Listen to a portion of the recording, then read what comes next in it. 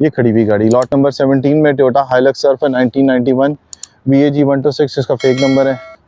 गाड़ी की कंडीशन आपके सामने है। यहाँ से एक दफ़ा बॉडी दिखा देता हूँ आपको।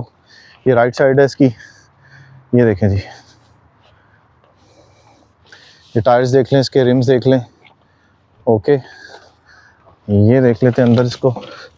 ये देखें, ये अंदर से इसकी कंडीशन है। ये देखें,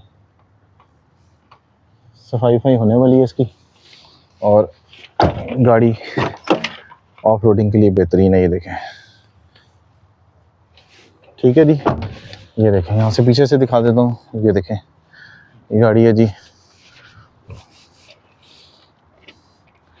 ठीक है, अब स्टीयरिंग की जगह थोड़ी सी तंग है लेकिन कोशिश करते हैं जाने की। देखें, ड्राइविंग साइड से थोड़ा सा चेक कर लेते हैं इसको। ये देखें, ये गियर्स हैं इसके, ये स्टीयरिंग है।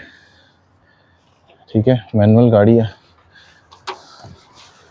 Lot number 17 Toyota Hilux Surf 1991 model जी। ओके हो गया।